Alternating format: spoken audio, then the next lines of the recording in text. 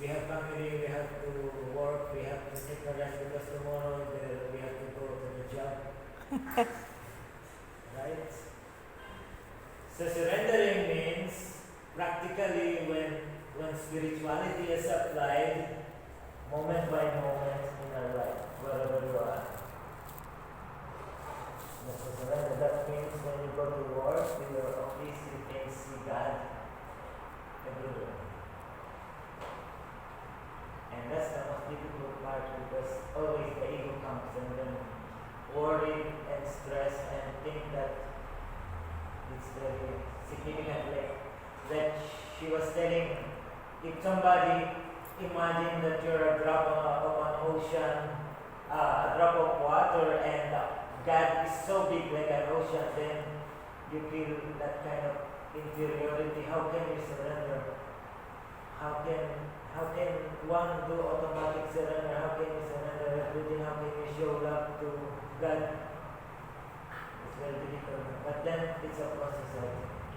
When one becomes very subtle, one becomes like a saintly person. They become saintly, like everything they talk about God. There's no ego. I think that's when surrender really manifests. Maybe you can see somebody, some arguing or some acharyas. So it doesn't work for they want to do surrender and the ego, but they cannot surrender the meat. It doesn't work for them. The meat eating. Meat eating. Yeah, right? It doesn't work for those people. It's more easy to surrender the meat than the ego. What? Like, they're surrendering. What do you want to surrender, the meat or the ego? Of course. If you cannot surrender the meat, you cannot surrender the ego. I know, right? So it doesn't work for non-vegetarian practice. I think there's some kind of attachment to the taste of the meat than surrender. Yes, surrender the meat and the ego. Correct. If there's attachment, there's no complete surrender. Yes. I think when you start doing meditation, then I know. you will Yeah. eating. The blood. And if you agree with the principles, Yes. So is that okay that this question is answered properly? Everybody understand what we're talking about? Okay. And if you have any follow-up question, then you can ask. Indeed, but if we need to,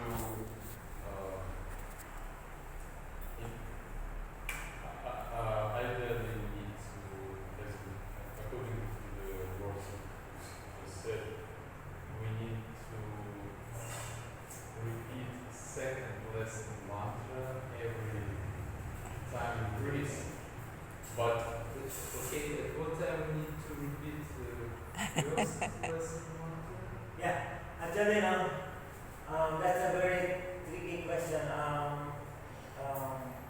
Vishwan was asking about how come I say that we should repeat the second lesson every time we breathe in and out, and it's supposed to be in the first lesson. Actually, that's a if you are really practicing something, you could have asked that question. Because you're practicing something and it will always end up. Actually, then the question is, my question now is, for that kind of question is, what is Bhavanam Kevalam? Love is all there is. What is Bhavanam Kevalam? What is your first lesson mantra? What is the meaning of your first lesson mantra? What is the meaning of your second lesson mantra? And if you have a higher lesson, what is the meaning of your mantras? Everything is actually the same. Everything is Bhavanam Kevalam. There is just a process, a scientific technique, that particular technique that we have to learn in a particular time, and we have to do it in a particular way. So we do kirtan and we sing, we raise the hand, we dance, but when we sit down, we repeat the first lesson. But before we do everything else, we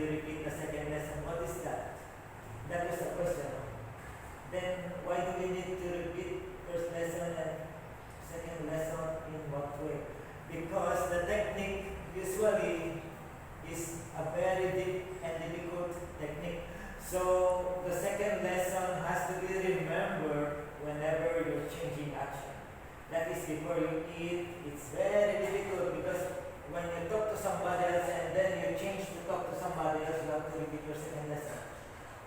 That's why I was telling that breathing is an action. It's very confusing for those who are really practicing materially because then they will question what is the use of second lesson mantra and the third lesson mantra.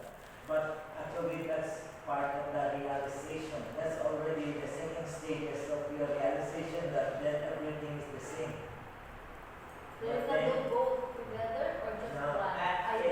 it's part of your realization. You have to Yeah, it's just also follow. one point lang, but it's the same thing. I cannot, it's part of the process.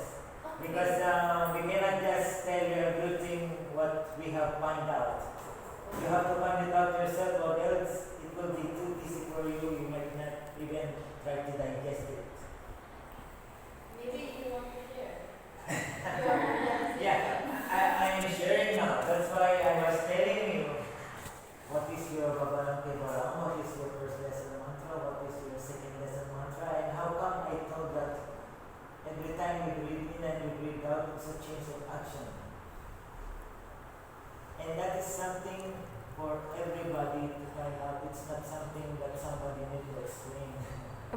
But Dada, breathing is, you can't live without it. So every time you breathe, every moment is Baba.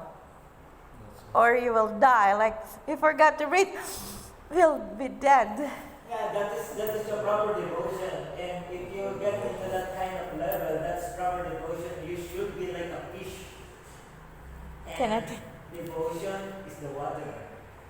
If you put the fish outside the water, Yes. it will die. Yes. That should be the idea, but then no, it's difficult. We are more concerned about our small particular problem than devotion or whatever like that. Because we are not yet into that kind of level. We have not attained that kind of realization yet. We have not made sure that it is so good, so immense that Baba teaches so many things so valuable, but we haven't valued it yet.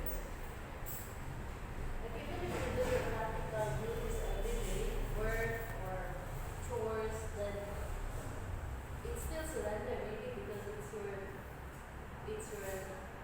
like life, and maybe it's one way of surrendering what is part of your life.